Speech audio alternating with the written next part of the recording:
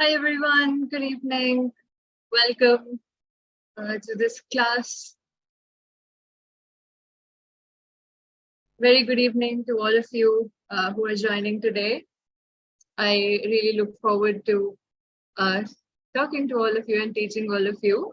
So I am Sanya, one of the senior trainers at Khaira Education, and I look forward to taking your class about the module of reading, and particularly reading part B. We are going to discuss a lot of question types that can come in the exam. So I am from Khaira Education, and Khaira Education is a premium provider of OET, and we have prepared a lot of students over the past 4-5 years, and they have successfully cleared the exam and have gone on to live their dream of going abroad. So we take all sort of classes. We have offline classes in Mohali, Delhi, and Amritsar, and we also offer online classes, and we have students joining in from all corners of the world in our regular classes. So yes, good evening, everyone. I can see how all of you are wishing me a very good evening, good afternoon, or good morning, depending on wherever you are. And I would love to know from all of you which country you are from, and what is your profession? Are you a nurse? Are you a doctor? Are you a pharmacist, physiotherapist, dentist? So please go ahead and tell me. I look forward to knowing where the students who are joining me from all over the world are from. So please go ahead.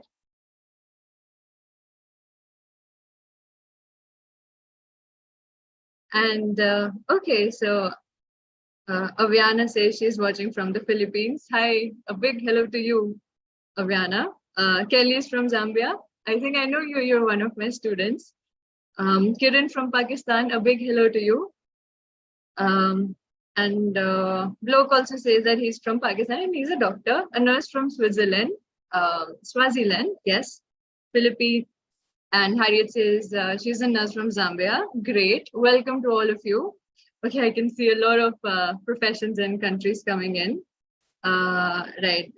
Kiran, hi to you. You're a medical doctor in South America. All right.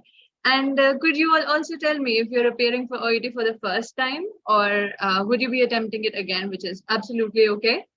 Or if you have already cleared OET and you just can't get enough of the classes, so here you are again. I relate to you. I've been teaching OET for 3 years, but I just can't get enough. So that's okay as well. So yes, please tell me if this is going to be your first attempt. Are you just getting used to OET as an English test? So what is the situation right now?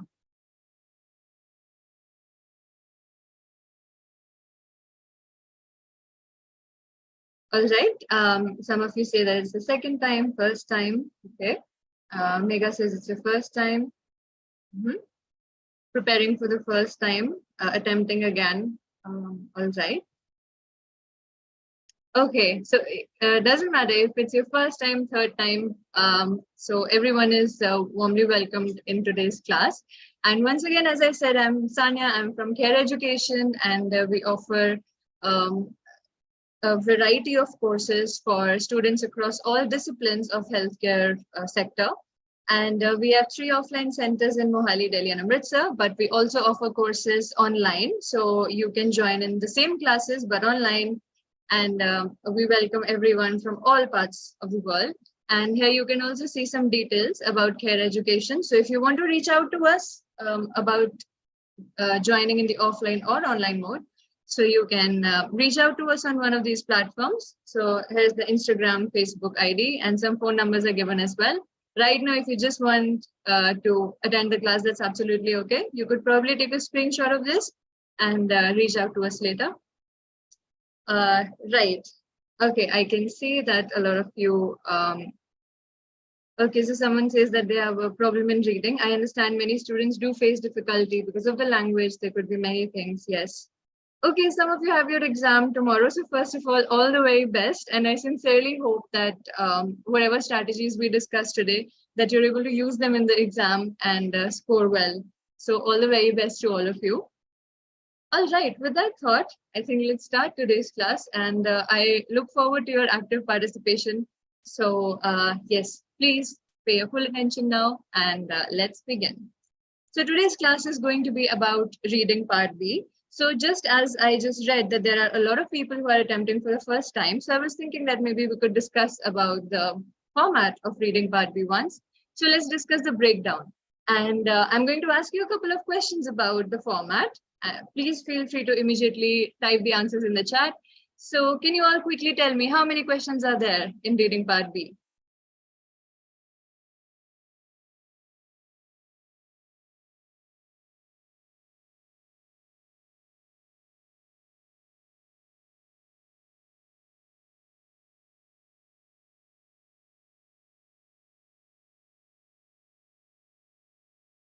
All right. So yes, a lot of you have texted 6 very quickly. So great. Yes, you're right. All right. So my next question is, what type of texts are there in part B that you can see? You could give me some examples, or if you want to use an umbrella term that all of them fall under, you can tell me that as well. I can see a lot of you are still texting about the previous question. That's great. You could type in some of the examples. That's okay. Somebody said 6 difficult questions. Well, yes, reading part B can be a little tough. All right. So many of you are saying memo, email. Okay. Work related, Jesse, that's a good one because yes, they're going to be, some of them are going to be work related. Actually, all of them are, depending on the type. Policies, emails, guidelines, yes. Manuals, that can be there as well. Yes. Amit, you have written about just main idea. Well, those are the skills. So yes, I think a lot of you guessed it right.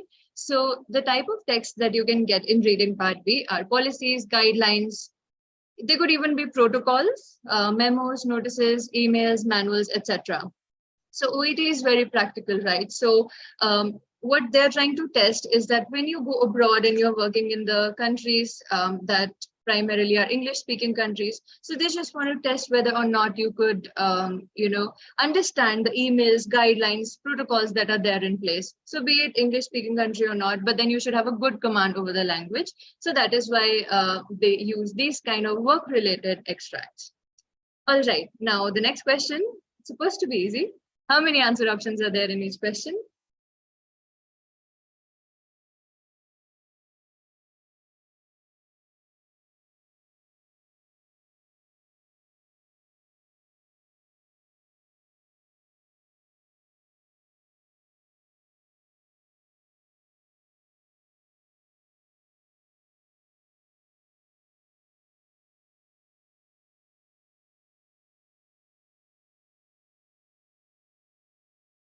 All right, I can see the answers coming in. All of you are saying 3. Yes, that's right. In part C, there are 4 answer options, but in part B, there are only 3. Now, my next question for all of you would be that, are the 6 texts related to each other? So you have 6 questions, 1 text pertaining each question. So would they be related to each other? You could give like a yes or no. You could say one or different. No. Okay. A lot of you are already saying no. Nah, you're saying yes, that is right. So all these 6 texts are not related to each other. They are independent of each other. Yes. Okay, then my last question for all of you, very important. How much time should we ideally spend on reading part B?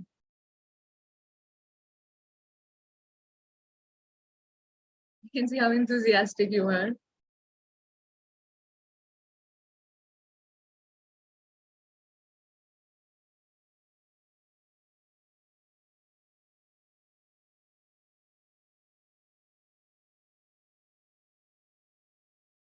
All right. One of the students said 15 minutes. Okay. 10 to 12 minutes, 10 minutes, 3 minutes. I don't think even I am that skilled to do the 6 questions in 3 minutes. 15 minutes, a lot of you are saying 10 minutes, 12 minutes. Okay, 12 minutes, 10 minutes, 15 minutes. All right. So you should be spending ideally about 10 minutes on part B, which is approximately like 90 seconds per question. But let me just tell you, like, there is no hard and fast rule about it. It's just because, as you know, Part C is like more tricky. It's of the whole Part B and C. There are 45 minutes, and Part C would require, more detailed reading, and elimination can take time. That is why it is recommended that you try to finish Part B in 10 minutes. Maximum you can take 12 minutes. But yes, I must say that we have to focus on accuracy. So even though I'm saying that 10 minutes is the time that you should be taking, but not at the cost of accuracy. So even if you take like 1 or 2 minutes extra, provided that you're just checking the accuracy, then it's absolutely okay. So let's settle at maximum 12 minutes, but ideal time would be 10 minutes.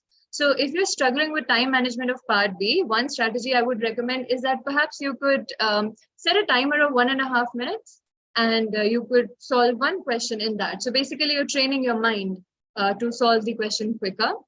So initially you could start with 2 minutes and then bring it down to 1 minute and 30 seconds.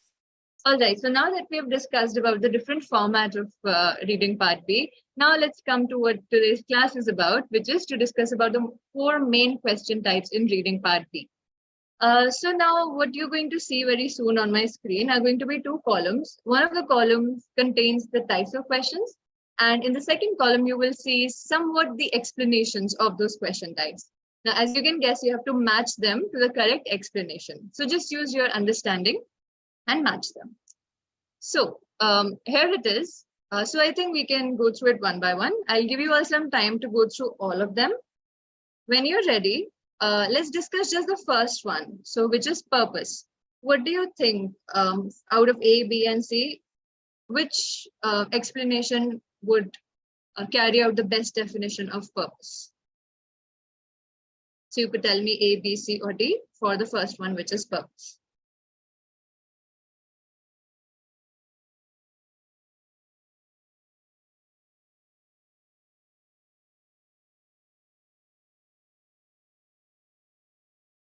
Okay, I see somebody say D. Harish, I think you're too excited about it. You've answered me 3 times. That is D.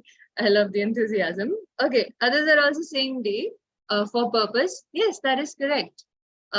Understand why the text has been written. So purpose means reason. So for what reason has this text been written? That is what purpose is. So very good. I think all of you have selected correct. Sunil, you said F, but that's not an option. All right, let's look at the next one, which is overall message. Now let's move on to the second one. Out of A, B, and C now, which one do you think matches the definition? So D is gone. You have to choose from A, B, or C for the second one, which is overall message. Okay, a lot of you are saying C for that, understanding the gist of the text. Some of you are saying A, understand the most important point or main idea. Okay, well, yes, overall message and main point can be a little confusing, but today that's going to get clarified. So overall message would be C. I think a lot of you said that, and that's correct. Understanding the gist of the text. See, gist means what is it about overall. So you're not focusing on 1 or 2 points. So you are just focusing on the whole gist. Like suppose when this class ends and somebody asks you, what was the gist of the class? So probably in one line, you will say what the whole class was about. It's not the same as main point. Okay, let's come to the third one, which is main point. What do you think for the third one?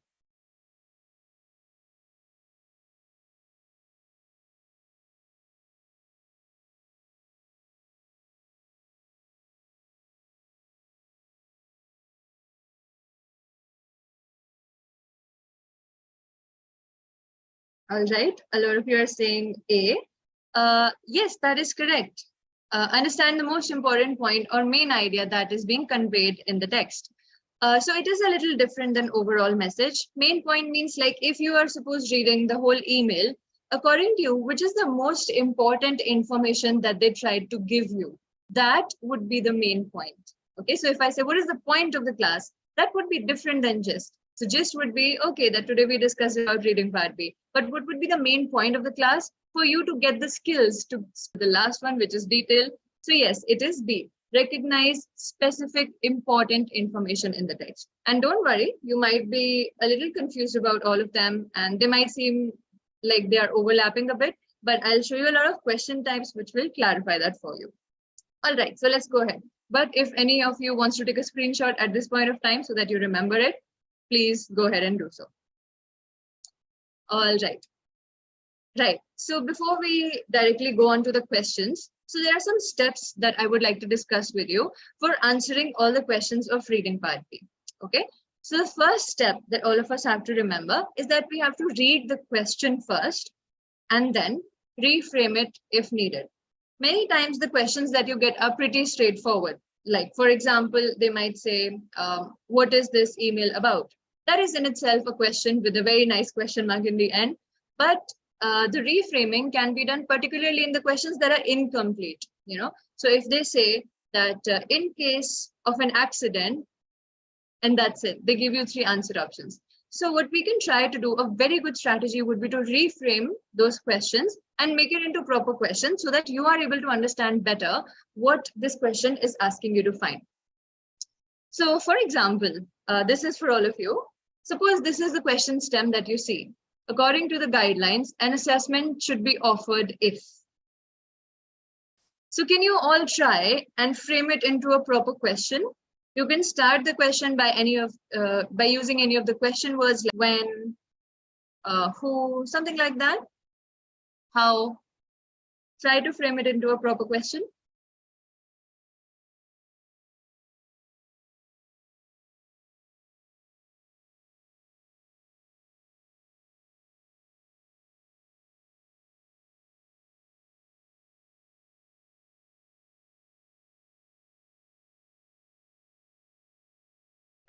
Satish has said when the assessment should be offered. And Varis has said the same, when assessment should be done or offered. Yes, okay. Others, you could also, when should an assessment be offered according to the guidelines? Okay. So not what, but when. Yes, I think a lot of you got it correctly. So if this is a question stem that you get in the exam, now just want to say that this first phrase, according to the guidelines, well, we can just ignore that. The main part of the question is an assessment should be offered if. That is our main focus. So that is why I'm putting it in gray. We don't really need to focus on that. Okay, so what are we focusing on?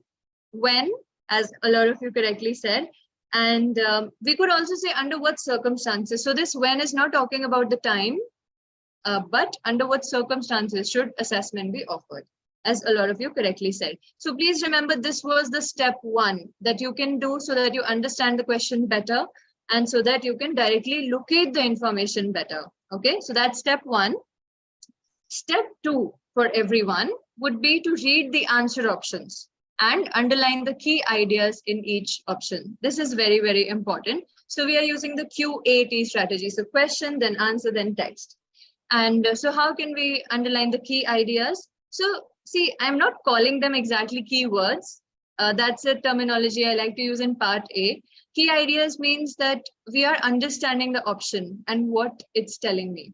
So for example, suppose if these are the 3 answer options. So first one says unsteady on their feet, at risk in their home, visually impaired.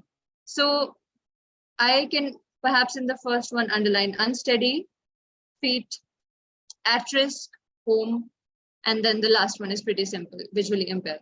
Please remember, part B is not about word matching. It is about understanding the meaning, which is why it is important that when we underline it, we remember these key ideas. You're going to carry these key ideas into the text and try to eliminate the options.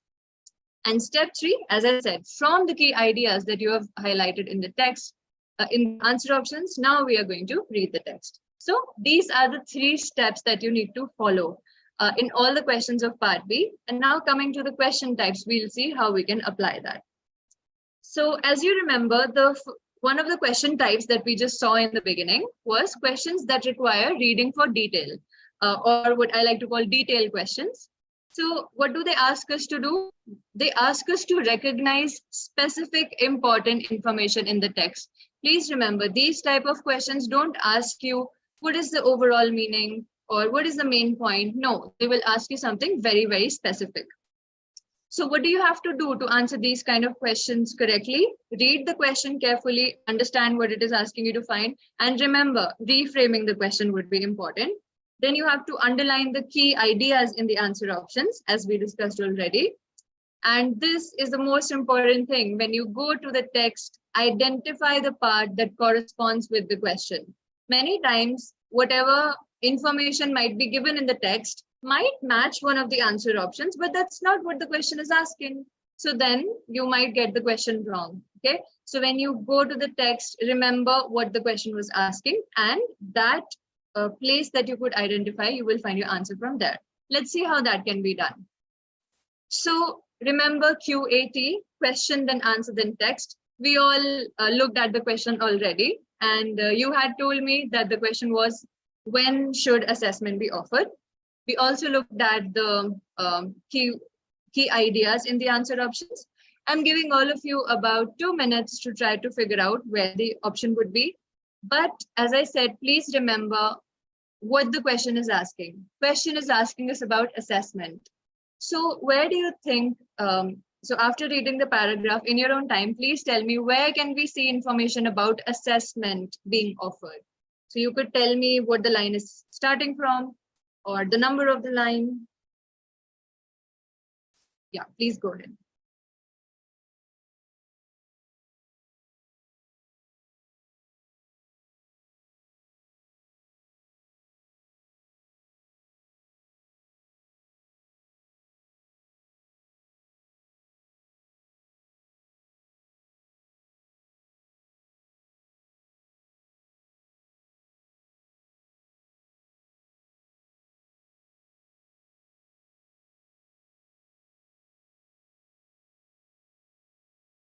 Okay, Ashok says 6th line, so that should be if an abnormality. And Sakshi, you're also saying like 7, Deepa, 7th line.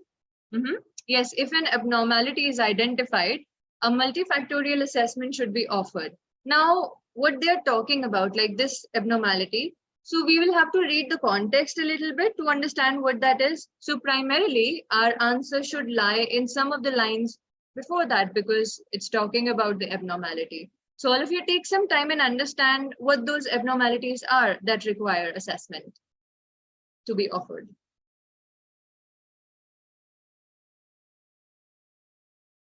So I've given you some hint already. Go through these lines and try to choose an answer.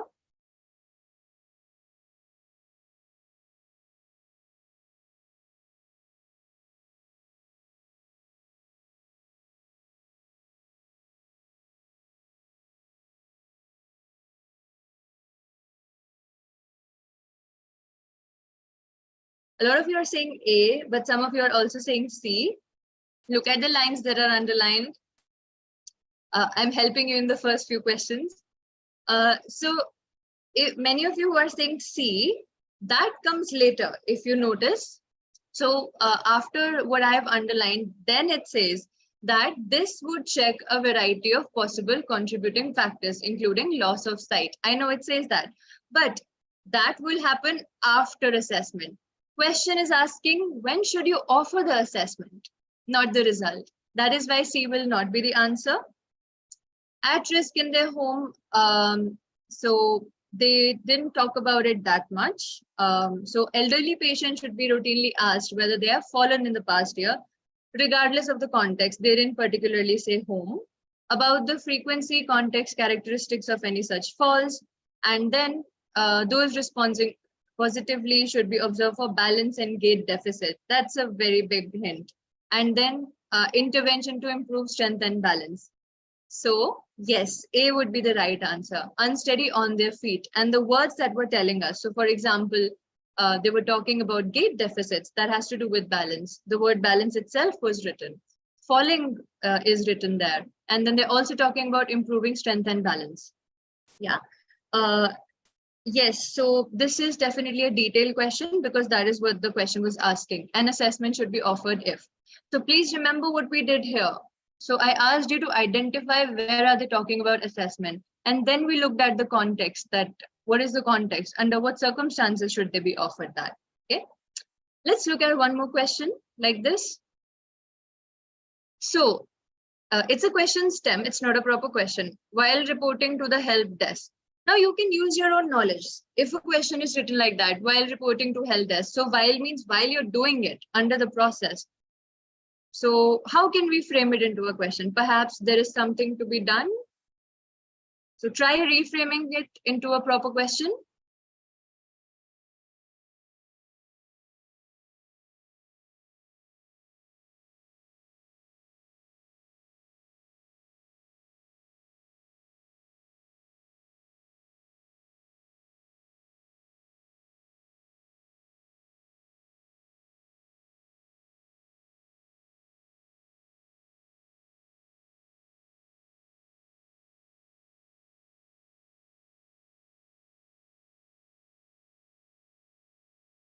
So I think, Princess, I think you tried to say when you're reporting to help desk. Well, that is what the question is saying, while reporting to help desk. Perhaps you should be doing something. Try to think along those lines. Do what? Many of you said. What to do during reporting to the desk?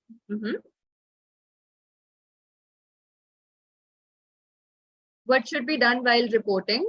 Yes, exactly. So what should be done while reporting to the help desk? I think one of you has written exactly this question. So yeah, as I said, use your own, knowledge about this, like while reporting. So perhaps there's something to be done. Now let's look at the answer options for this.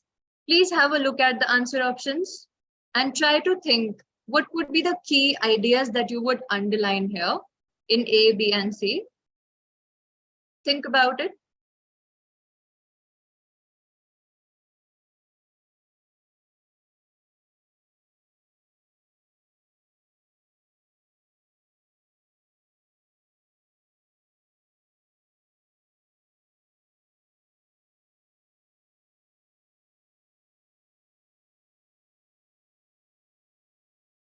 And also, please understand the meaning of each of them. Like in A option, they're talking about department you belong to must be mentioned.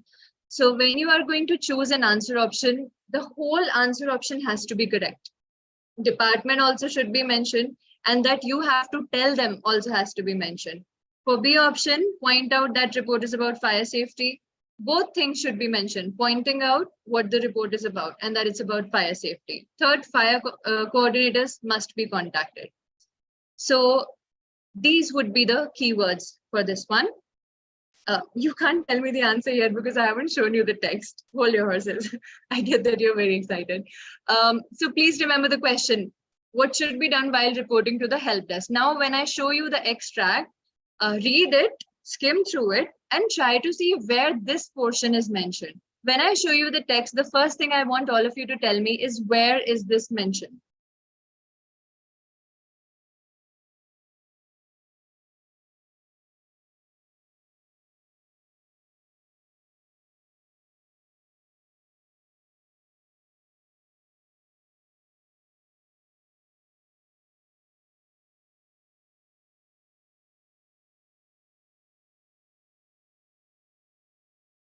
You can again tell me the line number from the bottom, from the top, or how it's starting. Where is that information there?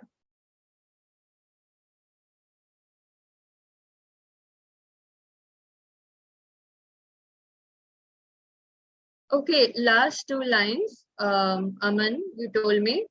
Sanyukta, you're saying department in the fifth line, but then that's not what I asked. I asked you about the question. While reporting to the help desk, where is that mentioned? I'm asking. Eighth line, Avyana, you're asking. Yes, contact the help desk. If you see last, third, fourth line, that is where they're talking about it. Okay, so this would be the place of search.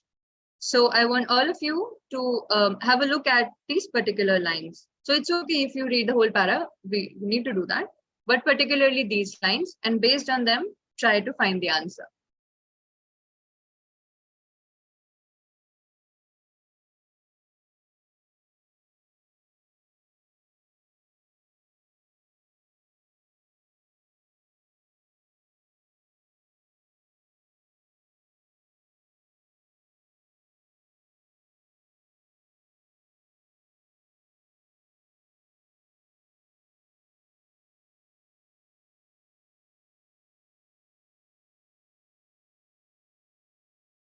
All right. A lot of you are saying B.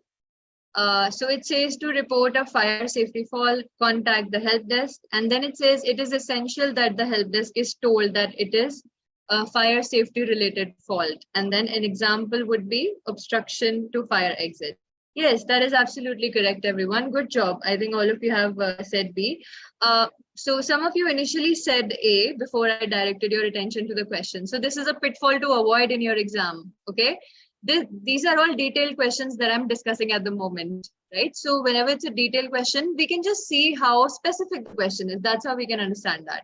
So in those cases, directly go to the part of the question, the text, which contains that topic, and then we can eliminate. The first one, department you belong to must be mentioned. Well, something is written about it, prerequisite for staff in certain departments, but mentioning it when you're reporting, not mentioned. Fire coordinators must be contacted. Well, that's not something you should do while reporting the help to the help desk. So that also is eliminated. Good job, everyone. Now let's look at another question. This is also a detailed question. So now look at it and try to reframe it. We can also omit some part when you're reframing it if you remember the example that I gave you initially.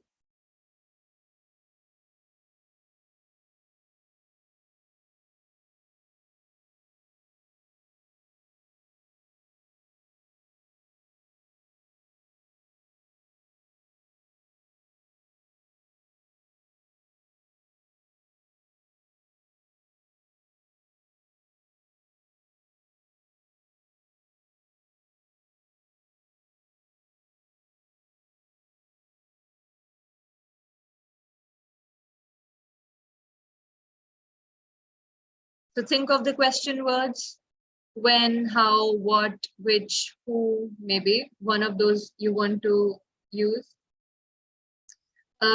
Mohammed Baris, I think you've still left it incomplete. I want you to make a proper question.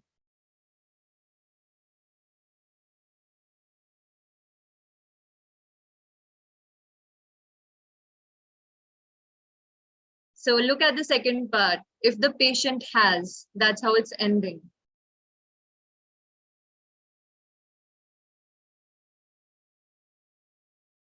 Okay, some of you are saying what? Yes. So if a patient has, I think they're talking about some possession, if you see that. So yes, we are not looking at the first part, the extract from guidance establishes that. That's very generic. My focus would be, and our focus should be on the second part. It should be carried out if a patient has something, right? So what should the patient have that will necessitate a personal search? Or if you just want to end with what? A personal search can be carried out if a patient has what exactly? Right? Now you see how this helps. So this is something all of you can practice in your own time when you're doing a lot of papers to prepare. So maybe the old papers that you've done, just look at the questions, do this activity of reframing them. Now, when you know it is what, like I have to find something that the patient might have, then only a search can be carried out. It becomes easier. So, and these would be the answer options. Please take some time and read them. Try to understand the key ideas over here, and then I will show you the text as well.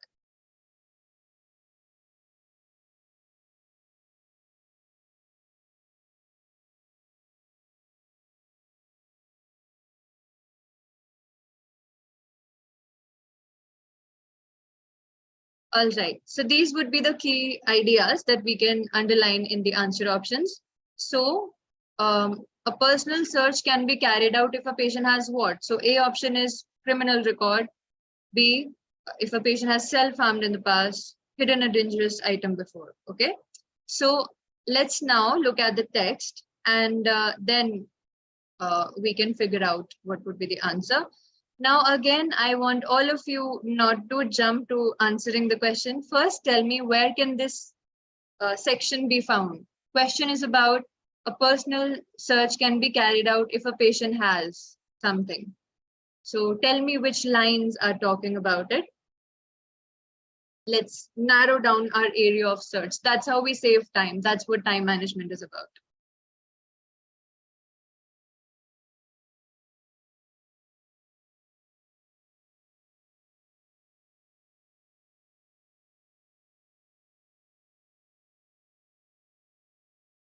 End of paragraph 1. Okay. Many of you are saying that. All right. End of paragraph 1.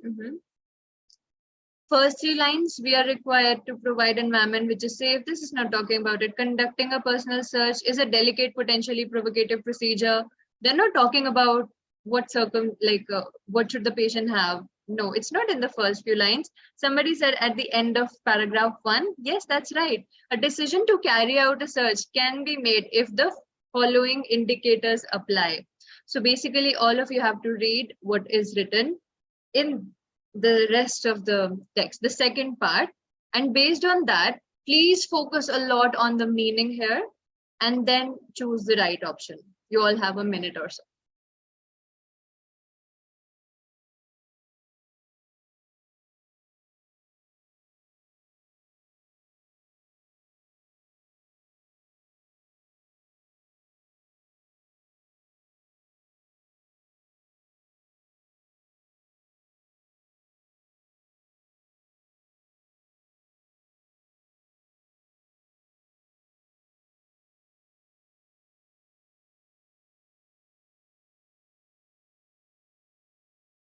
All right, a lot of you are already saying C or A.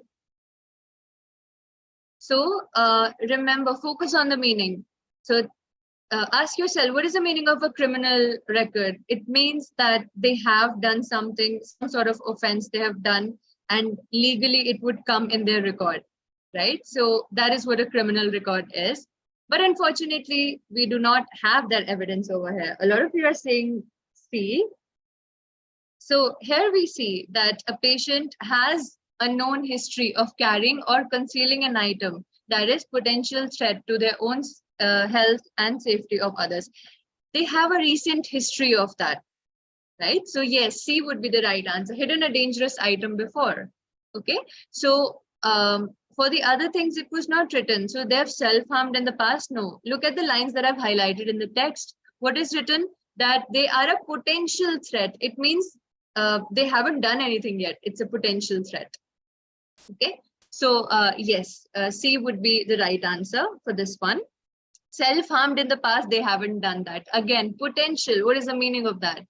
Possibility, they haven't done it yet. Okay, so they have an item that is a potential threat to their own health and safety or of others. They haven't done it, but it might happen. But the only thing they have done in the past is carried or concealed an item. That is why C would be the right answer. Okay, so that was the first type of question that I wanted to discuss, which was the questions that require reading for detail. Now, in the interest of time, I would like to move to the second one, which is questions that require reading for purpose. These are different than questions that require reading for detail, because here we are not focusing on a particular section like we were focusing earlier. Okay, so as we discussed already, so purpose means reason. What is the reason for the text or piece of communication being written? Why did they send that email to you? So we have to understand that. This is what the questions look like. Like you can see question number 1, the purpose of the memo is to, or the second one, the purpose of the email about so-and-so is to. So they mention this over there. Alternatively, they could write, why has this email been sent? So whenever you see a why, or they're asking for a reason, please understand it means purpose. What is the intention of sending that? The questions, if you see the second arrow, are not that specific. So you have to read the whole text for overall understanding. It's very important. Still, you have to follow QAT. Read the question, then the answer options, and then the text, and ensure that the answer you select matches what is written in the paragraph completely. There should not be any mismatch of the meaning. This is not part A. We are not going for word matching. Remember that. All right. So here is the question, which says the purpose of this memo is to. Now you see, reframing it will not be that big of a task. We can just reframe it to what is the purpose of this memo. So this is something that will make you feel the difference between detail and purpose questions. Here there's not much to focus on. What is the purpose? Like we just have to read the whole text and identify. But we will carry some ideas with us for that. So here are your 3 answer options for this question. Please try to see what would you underline here. What are the keywords that you would underline?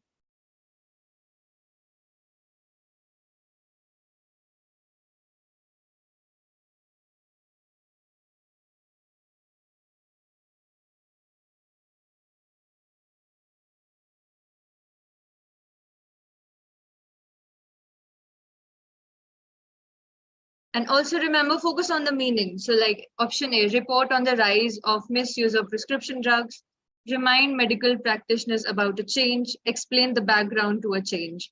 These would be the key ideas. So reporting, rise of misuse, drugs, remind practitioners about change in rules, explain background to change in patient care. Okay, now there is no section that I can ask you where is this mentioned, because you have to read the whole thing to understand. But please remember, purpose means the why. Why has this piece of communication been written? So with that in mind, try to read it, and then you can narrow down your answers and we'll discuss which one is correct. Please don't hurry, okay? I can see a lot of you are typing in your answers. Please take your time. Understand what is written in the text, then choose your answer.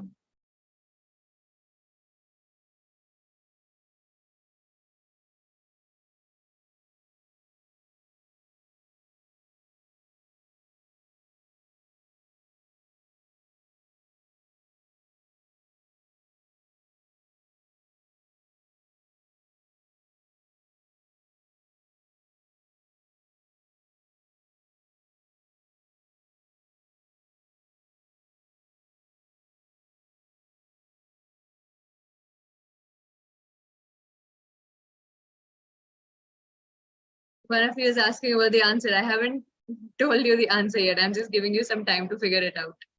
I'll give you all the explanations.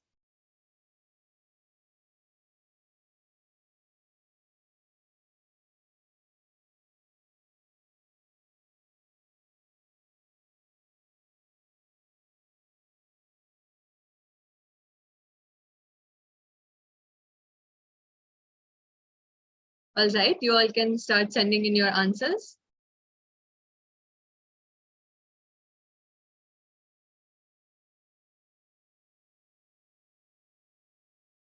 There is one very important thing for you to notice, which is one connector, which is therefore. Therefore means for that reason.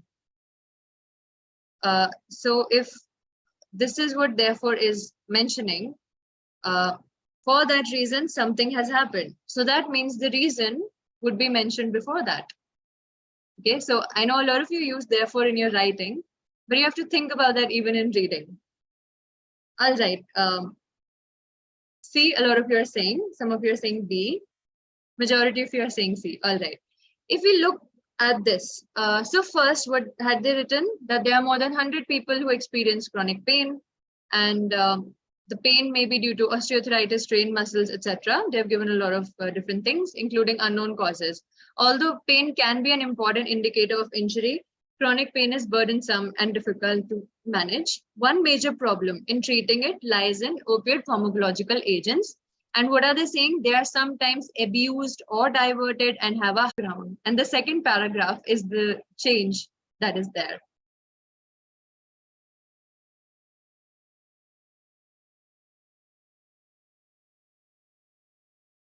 Yeah, I think I got stuck for a while, but now everything's fine.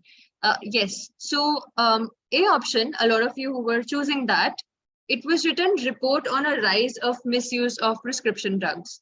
Well, rise means that it should be going from point A to point B. There should be like something going upwards, but we don't really see that. There's just one figure that there are more than 100 people who experience it. There is no such explanation about it. So it cannot be A. B, remind medical practitioners about a change in rules. Well, the rules are not changing, right? What are they saying? That new guidelines have come up. And what are they saying? They will focus on mitigating the risk with patient-centered approach to care. That is matching C again, change in patient care. So yes, C would be the right answer because it is saying explain the background to a change in patient care. So always be, careful of especially these connectors. they can give you the hint exactly where you can find the answer. And a lot of you who have chosen A or B, I would ask you to focus on the meaning a little more. A very clearly said rise of misuse, but we didn't have those figures. B, medical practitioners, it's not just about medical practitioners. And also change in rules is not there. It is about some change that has come for patient-centered approach. So like that. So that's why C would be the most appropriate answer for this. So yes, this was an example of how the purpose questions can come. So remember, the reason is what we have to figure out. And many of you are saying, okay, so that's good to see. It means that you all have understood. Now, I would like to come to the third type of question, which would be main idea or main point. So you might wonder, how is it different than purpose? Well, as I said, purpose is about reason, why the text was written. Main point or main idea. So if you see, it says you have to understand the most important, just a second, most important point or main idea that is being conveyed in the text. So that is what it's about. If you have the whole text, what is the main point that they are trying to convey through it? So we don't have to look for a reason as such. The questions are not specific, just like details. So you have to read the whole text for overall understanding. That is what it's about. And then remember, still you have to follow QAT. Now you have to ensure that your answer matches what is written in the paragraph and match the meaning, not the words. That's something I can see you need to work on, focusing on what the answers you gave last time. So main idea is about the most important information conveyed in the text. Now let's have a look at this question. It says what point is being made in this guideline about patients with multi-trauma. Take your time to read this question.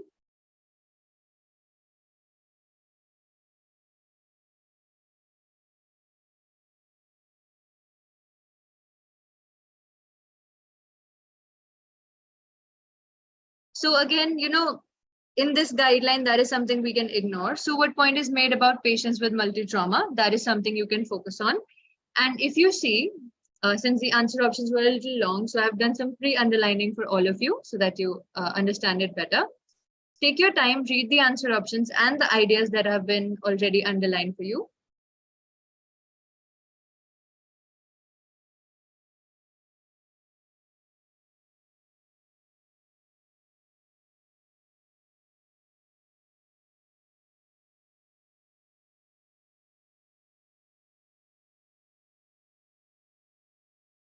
Now, if you look at option A, it's talking about staff should make it a priority. So in your mind already, you should be thinking, what is a priority? And ruling out spinal injuries. Number 2, B option says spinal injuries are missed in small but growing number of cases. Again, 2 things this answer option is mentioning. Number 1, that injuries are missed. Number 2, again, they are seeing small but growing number. So just like the previous question, there has to be like that trend that is shown. And next, they're talking about evidence that immobilizing a patient is helpful. Okay, let's have a look. So here you have the text. All of you, please take about 2 minutes. Focus on understanding the meaning. I'm giving you plenty of time, and then choose the right answer.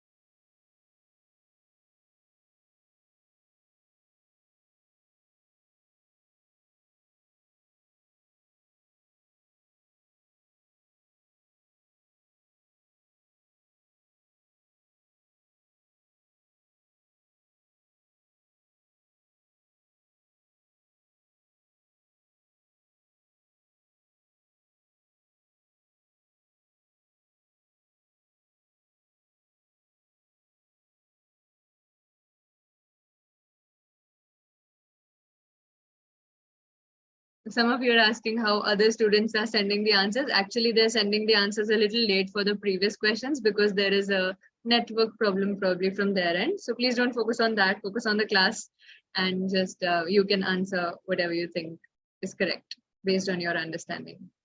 It's just a network thing. So I'll give you some help.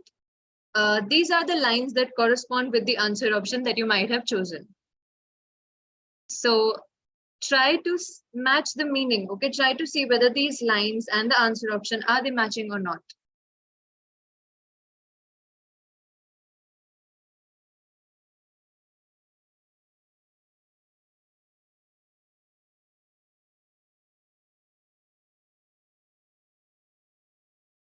All right, a lot of you are saying A. Okay, and some of you said B. So A option says staff should make it a priority to rule out spinal injuries. So yes, in the last few lines, we can say, therefore, patients in ICU should undergo a spinal evaluation. And this priority thing. So the ones who have chosen A, can you quickly tell me, how did you get a hint that it is a priority? I would like to know from you.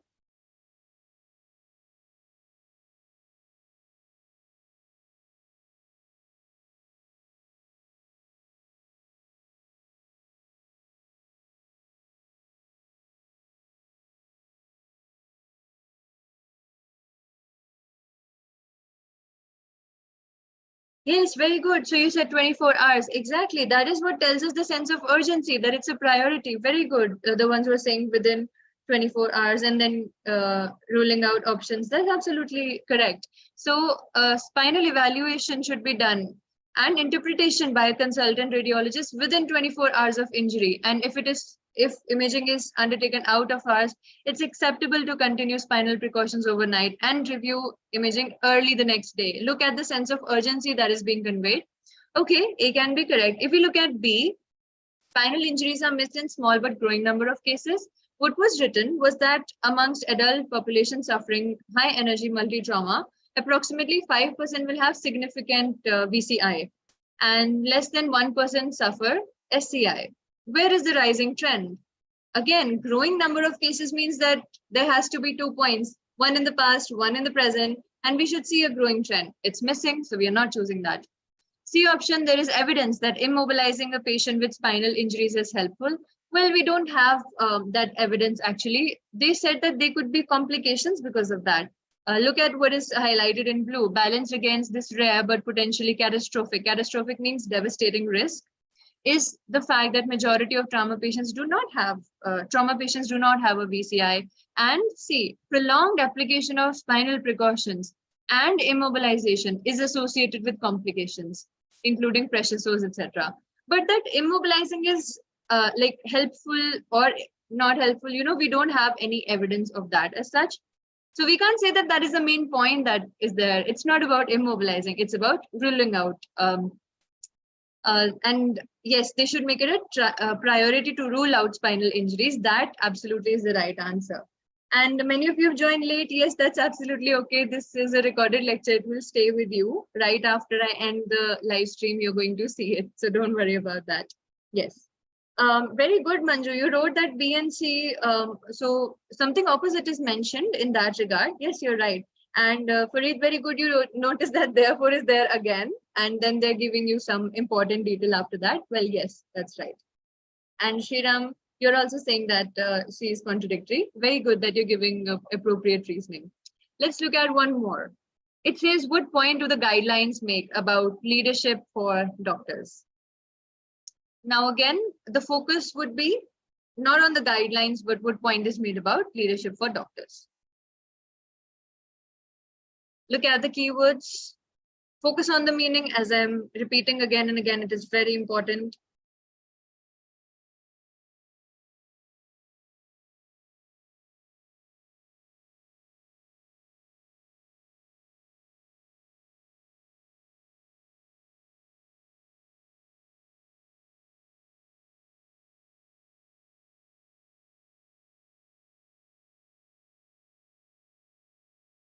All right, so the first one said role of a doctor should go beyond practice medicine. So role of doctor beyond practicing medicine, sorry.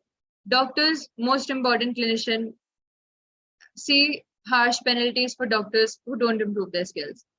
Now, one more thing I want to highlight for all of you, that sometimes you can use your own knowledge to see whether some options are logical or not. If you understand what I mean, we'll be seeing that further. So here you have the paragraphs as well. Again, please make sure that you're finding hard evidence for things. And after choosing an option, if you could just put a hyphen and write like which lines you're figuring it out from, that would be great.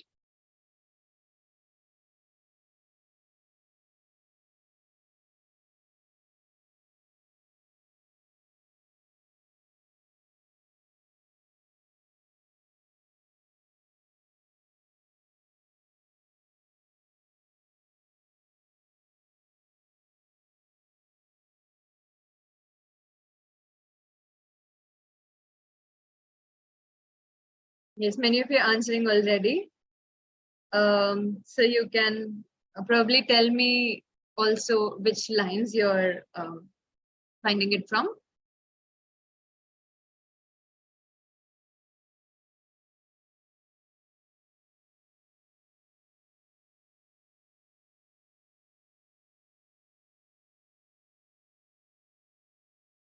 Sixth line, Harriet says.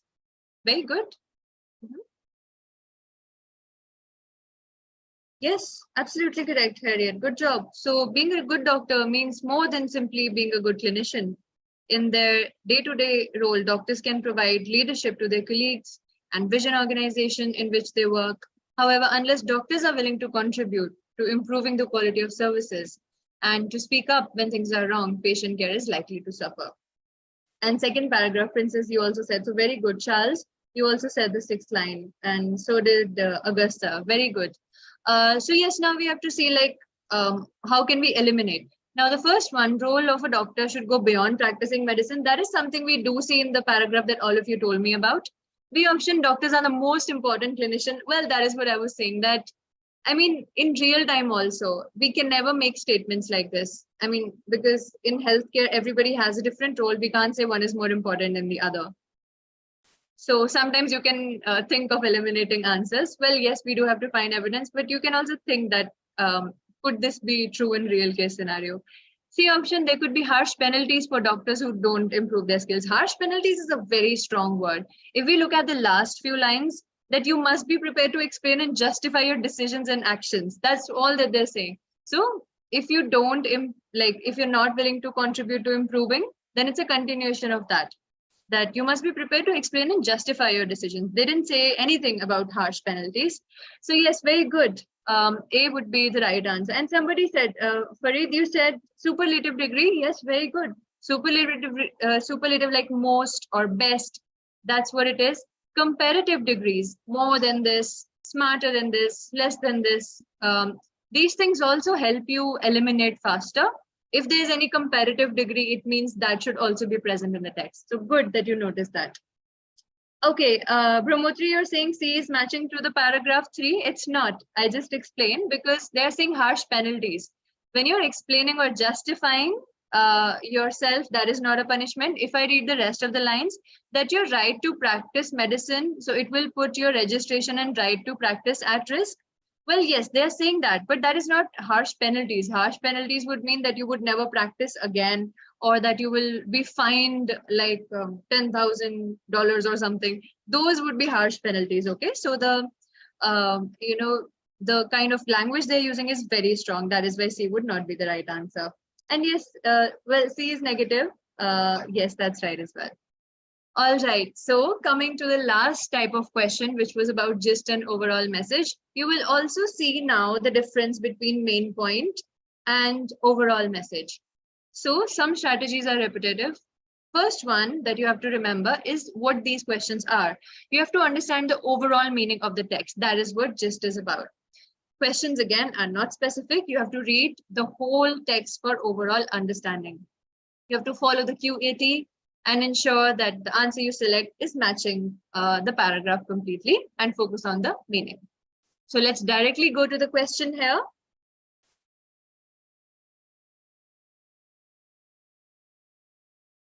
What is being described in this section of the memo? Now you see this question is not particular at all.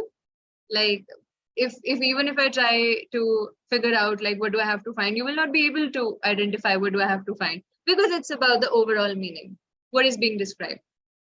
Let's look at the answer options.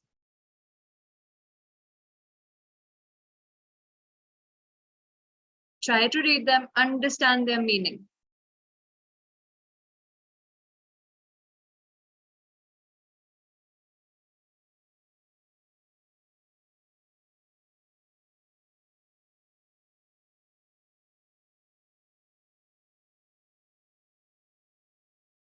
All right. And here are the keywords. I hope like in your mind also you were looking at the same key ideas. Number one, how to organize system, basically. How ministry being reorganized. Structural changes introduced patient care. Here is the passage for all of you. Go for the meaning. I'm stressing on this again and again. So the meaning has to absolutely match.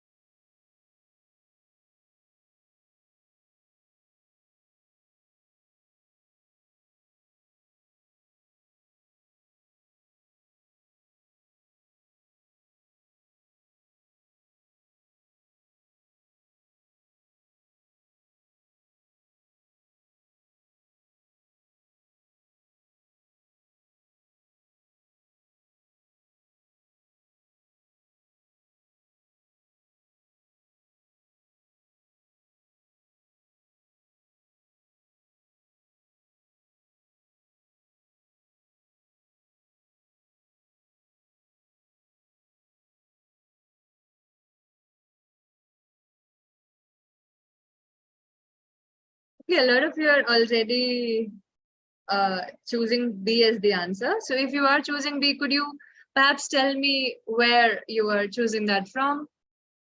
Uh, Perhaps some identification, which lines? Is it in the first half, second half? Some indication if you could give me.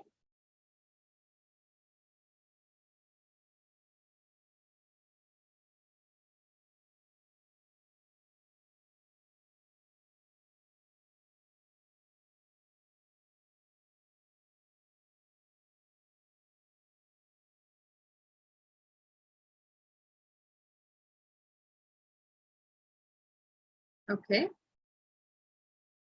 All right. The struggle is between C and B. So let's first have a look at this portion. So it says, I want to be aware of some structural changes announced today. So that's our first 10 changes. And about what, that is the second thing we have to look at. That will clarify, simplify the lines of accountability, allow our organization to be more nimble and outcome focused by doing the following things: aligning acute emergency services, bringing together community mental health addiction services, ensuring end-to-end planning implementation for long-term care homes, capital work for system capacity planning. All of that is not related absolutely to one of the options that is written there. Combining programs and assistive devices.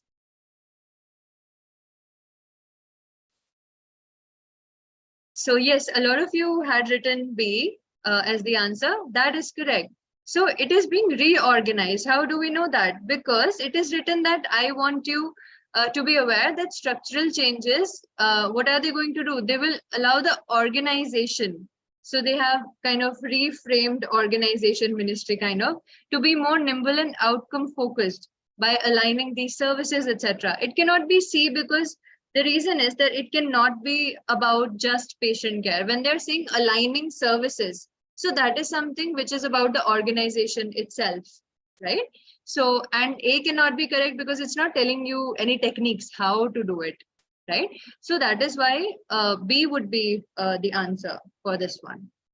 Yeah, and I think even before, yes, I believe there's great value in the ministry organizing itself. I think one of you said that, Triveni, I think that is. So yes, there is value in ministry organizing itself in a way that better reflects. And then what are the structural changes that are coming up? So yes, these are the changes within the ministry that are happening. That is why B would be correct. In C, it's the patient care that makes it very limited. Remember, the question, what is being described, overall, we have to focus on, not just one or two lines over here. All right, second question then.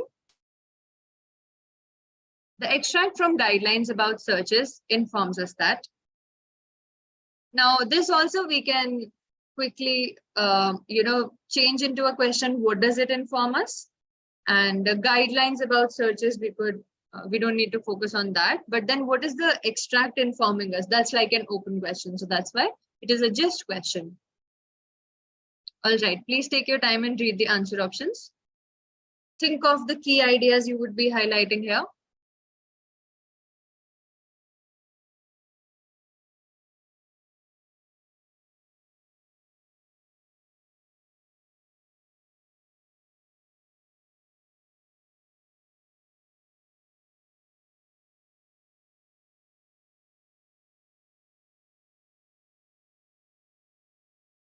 All right. So yes, here it says searches can only be carried out with patient's consent. So search is carried out with consent. Any dangerous items confiscated immediately. Main aim protect staff and patients, and then from harm. So now let's look at the passage. Take your time. As I said, don't rush in answering. Take your time, read the whole para, and then you can re-look at the answer options.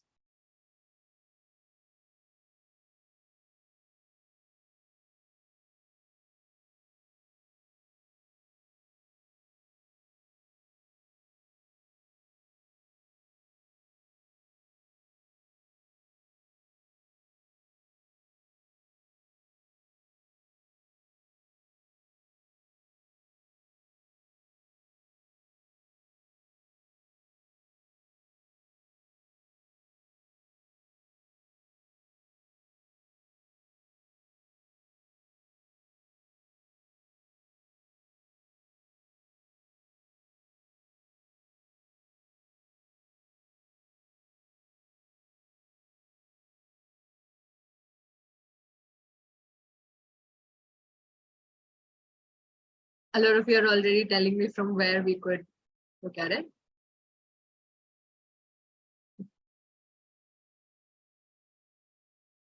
Okay, fifth line again, some of you are saying.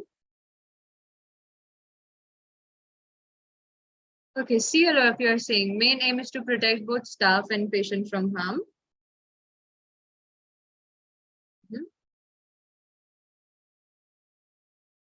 Yeah, these lines, as safety of patients and staff of mental health services is paramount. Paramount means important. Patients should not have access to items that are in any way dangerous or which may lead to them harming themselves or others. So yes, they talked about safety of patients and staff of the services. And then they talked about searching a patient may be required to ensure this, since searches are intrusive. Now, I think one person asked me the meaning of intrusive. It means that it is kind of invading the privacy. That's what it means. It's like crossing some boundaries for some people. May impinge on a patient's right. Again, so that might be not okay to do. So it might be harming their rights. Every effort should be made to diffuse situation in which searches are made against patients' wishes. So A option, searches can only be carried out with patient's consent. Well, that defeats the purpose of searches also. Here they're saying that you should try your best that there aren't any situations in which you have to do it without the consent. So A is not correct. B, any items must be confiscated immediately. Confiscated means like take it away and keep it to yourself. That is the meaning of confiscation. But that also they didn't talk about. C, I think a lot of you are saying, and that is correct as the answer. Okay, Sarita, you are saying, could it be A? No, they're saying that it should, so they can only be carried out with patient's consent. Last 2-3 lines are telling you that you should try your best not to do it without obtaining consent. But then, yes, some searches can be carried out without consent. That is the point of, that is why they're saying it can be intrusive. So limit the amount of searches you might have to carry, but doesn't mean that you have to have their consent every time. So no, that's why it cannot be correct. So yes, C would be the right answer for this. Good job, everyone. And again, if you notice, here also, that is what the majority of the paragraph is describing. Okay, so that brings us to the end. I'm just going to repeat some things so that all of you can remember it before we sign off. The first type of question I talked about was detail question, that it requires reading for detail. So these ask you to recognize some specific important information in the text. And if you remember, we talked about reframing the question so that you make it easier for yourself by understanding what is it exactly that you have to find in the text. And then you have to read the question carefully, understand what it is asking you to find. Underlining the keywords is important. Key ideas is what I'm calling them. When you go to the text, go to the part that is corresponding with the question. Very, very, very important. So just remember, when like we can all get a sense of it, that the question is very, very particular. When it's especially, just the question stem that is written, it's ending with if or when, under what circumstances, like the examples that we saw. The second type of questions were reading for purpose. So they ask us the reason why the piece of communication or text was written. And we looked at how now in these type of questions, actually in purpose, main idea, and just questions, we don't have to particularly find perhaps one section where the answer would be found. We have to read the whole paragraph to understand what could be the most important thing there. And here we have to read the whole thing to understand what is the reason that it was written. So for main idea or main point questions, if you remember, there were questions that we did. What is the main point about doctors and leadership? Something like that. You have to understand the most important point or idea that is being conveyed. And questions are not specific. You have to still follow QAT. Ensure that your answer matches what is written in the paragraph completely. There should be no mismatch of any answer options. And the last one, you have to understand the overall meaning of the text in a gist question. So as I was telling you in the beginning, suppose if I ask you, what was the gist of today's class? So you would say, well, it would be about understanding the skills better of reading part B. Then if I ask you, what would be the main point? So that would be to score better, to get a B grade in reading at least. And then if I ask you what is, so if I specifically ask you, like if it is a detailed question, then what should you do? Then you will give me a very specific answer. And then if I ask you what is the purpose of today's class, you will probably tell me that, well, it was so that we can enhance our skills. So therefore, the class was held for our betterment by OET and Khaira education. So this is how you can understand the differences. So QAT, remember in all the questions you have to do. And for the last time, I'm repeating, you have to focus on the meaning, not just word matching that you do in part A. Now, before signing off, there is one important tip that I want to give all of you, because I can see based on the questions that you're asking that there might be some language issues, like that you might not be able to understand the language. There are some aspects of grammar that you could focus on to get that better. So for example, understand different sentence structures like complex sentences, compound sentences, simple sentences. What is the difference? If I see some complex sentence structures, can I understand them or not? Look at conjunctions, connectors, linking words, linking phrases. Acquaint yourself more and more with that. When you work on your grammar, so gradually you will notice that, okay, I'm also getting better at understanding. And another key skill that you can try applying is of summarizing generally. Like when you read any articles, even if you're reading something on social media, after a paragraph, if you try summarizing, like what is the gist? Maybe what is the purpose? Can I quickly try to apply this here? So these are some ways in which in your regular daily lives, you could, brushen up the skills that are required for reading part B. And I hope that this was helpful. The video would be available for all of you. And shortly, we will share the PPT also with the students. So thank you once again. I'm Sanya from Khaira Education. I look forward to seeing all of you who decide to join in. And the details again are mentioned over here. If you want to take a screenshot, reach out to us on Instagram. Tell us if you like the session or not. And I can already see that a lot of messages are coming in from all of you. I also loved taking the class today. So thank you so much for tuning in. And one of us from Khaira Education will always be here to make your understanding grow. So thank you for tuning in. We will see you all again. Thank you so much, everyone.